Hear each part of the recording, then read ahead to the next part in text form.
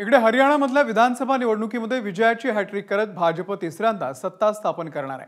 शेतकरी आणि कुस्तीपटूंच्या आंदोलनामुळे हरियाणामध्ये भाजपच्या विरोधात वातावरण असल्याचं बोललं जात होतं। सगळ्या एक्झिट पोलमध्ये देखील भाजपचा धुव्वा उडवत काँग्रेसनं सरकार येणार असल्याचा अंदाज व्यक्त करण्यात आला होता।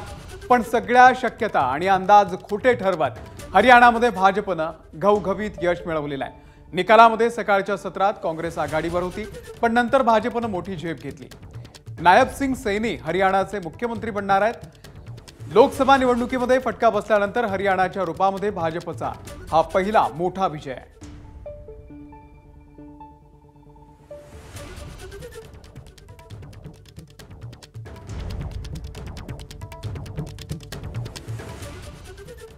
तर भाजपनं हरियाणामध्ये हॅट्रिक करण्यामागे अनेक कारणं आहेत, आपण ती कारणं पाहूया।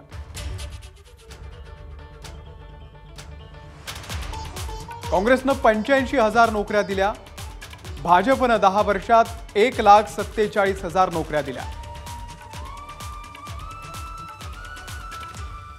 भाजप सरकार विरोधात 2 शेतकरी आंदोलनं झाली, पण निकालावरती त्याचा प्रभाव पडला नाही।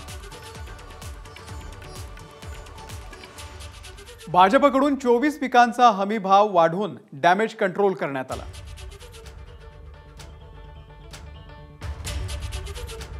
अग्निवीर योजनेवरून काँग्रेसनं युवकांमध्ये रान पेटवलं, पण निकालामध्ये तो रोष दिसत नाहीये। भाजपनं घराणेशाहीवरून हुड्डा परिवाराला केलेलं लक्ष्य हे यशस्वी झालं।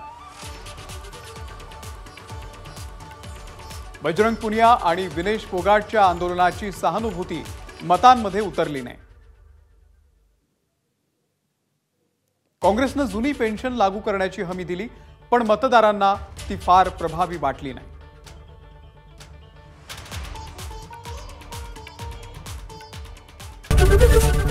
एबीपी माझा, उघडा डोळे बघा नीट।